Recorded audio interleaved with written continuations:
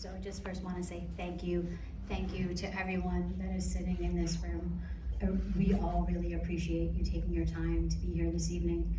I think this question gets asked so much, so I'm gonna shorten it a little bit, and it's, how do I convince my daughter that Israel isn't evil?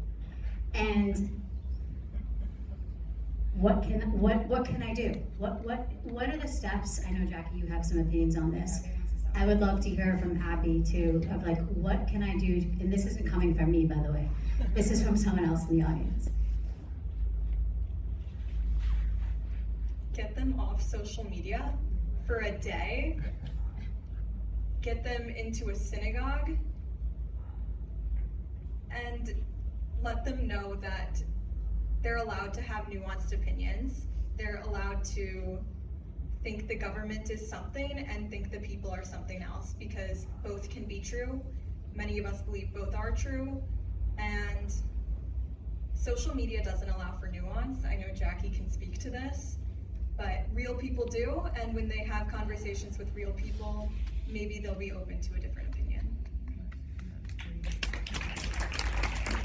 I'll just also quickly add, if it's someone in your family and you have the means, take them to Israel. Seeing it and experiencing it is completely different. And like Abby said, engage in conversation with them. I think, there for so many years with everything happening in Israel and with the conflict with Palestinians, we have tried to give our children a very one-sided view to make sure that our kids love Israel and our kids are proud to be part of Klal Yisrael. And I think having a conversation, assuming your child is old enough and mature enough to do so, about some of these nuances and really answering their questions and going with them to search for sources and helping them discover and explore, it's the only way to engage with someone. Be there with them, open, listen to them, and try and address their issues. Collaborate with Honest Reporting to promote media literacy to critical thinking in their communities. Rabbi Hamilton will be much more powerful in a conversation with the local press than I will be.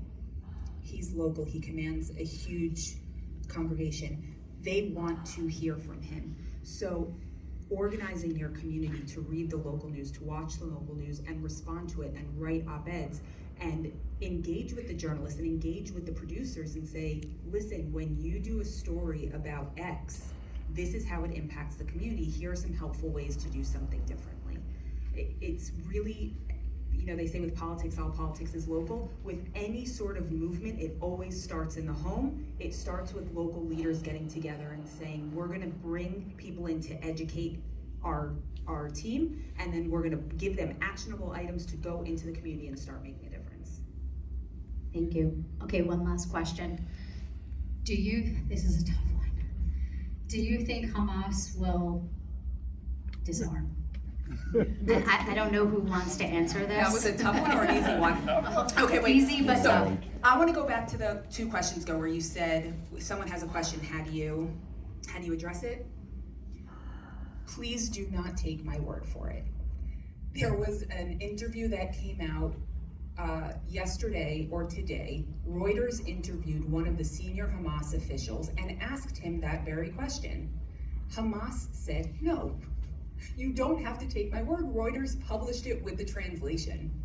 So no, I don't believe they're going to. I believe that there's going to be a small period of relative quiet, and I use that term very loosely, while they rearm, while they get stronger. And the question is, how does Israel deal with that, and how does the community, whether it's the Arab leaders around them or the American administration, allow them to deal with breaches in the ceasefire? Right, and on that I would just add one more point before we thank everybody. Take them at their word. Give them the respect of actually listening to what they say and recognizing that they're not saying something else. And listen to the hostages' testimonies. There is a lot of information in there about Palestinian society and the people who held them captive. And it is a story that Americans and Westerners are not prepared to hear.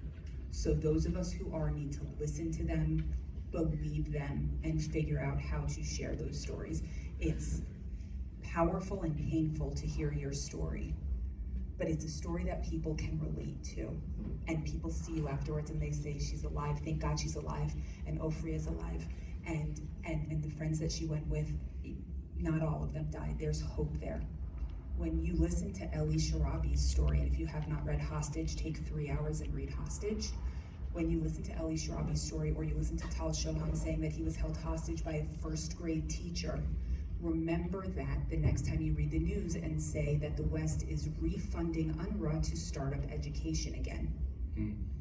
Think about that, and then write to your local newspaper that is printing the AP copy saying we should all be getting behind UNRWA funding again when a first grade teacher was holding them hostage.